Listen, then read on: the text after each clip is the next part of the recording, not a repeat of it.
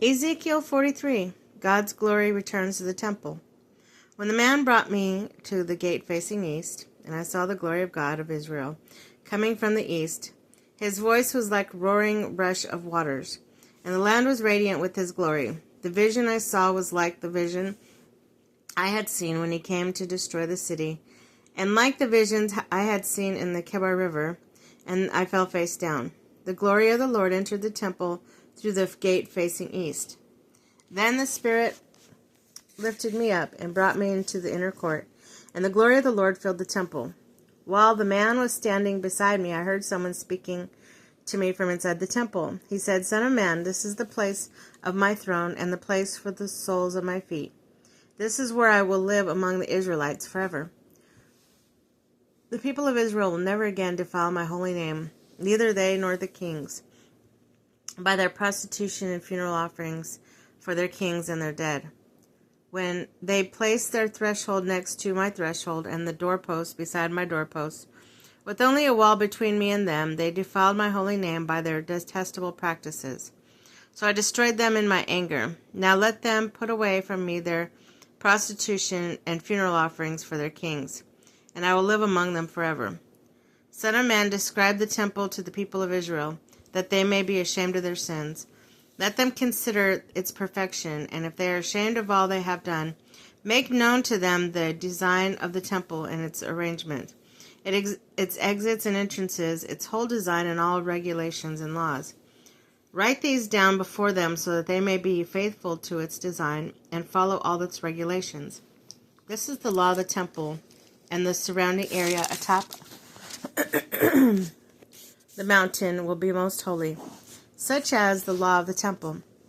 The great altar restored. These measurements of the altar are long cubits, that cubit being a cubit and a handbreadth, its gutter and cubit deep and cubit wide, with the rim of one span around the edge. And this is the height of the altar, from the gutter on the ground to the lower edge of the that goes around the altar. It's 2 cubits high, and the edge is a cubit wide. From the lower edge to the upper edge that goes around the altar is 4 cubits high, and the ledge also a cubit wide. Above that, the altar hearth is 4 cubits high, and 4 horns project upwards from the hearth. The altar hearth is square, 12 cubits long and 12 cubits wide. The upper ledge is also square, 14 cubits long and 14 cubits wide. All around the altar is a gutter of 1 cubit with a rim of half a cubit. The steps of the altar face east. Then he said to me, Son of man, this is what the sovereign Lord says. These will be regulations for sacrificing burnt offerings and splashing blood against the altar when it's built. You are to give a young bull as a sin offering to the Levitical priests of the family of Zadok, who come near to minister before me, declares the sovereign Lord.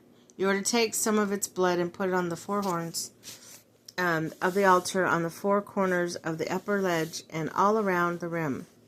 And also purify the altar and make atonement for it.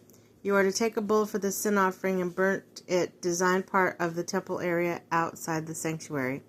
On the 2nd day you are to offer a male goat with defects for the sin offering, and the altar to be purified as it was purified within the bull.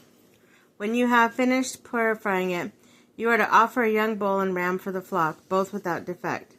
You are to offer them before the Lord, and the priests are to sprinkle salt on them and sacrifice them as a burnt offering to the Lord. For 7 days you are to provide a male goat daily for sin offering. You also provide a young bull and ram from the flock, both without defect. For 7 days they are to make atonement for the altar and cleanse it. Thus they will dedicate it.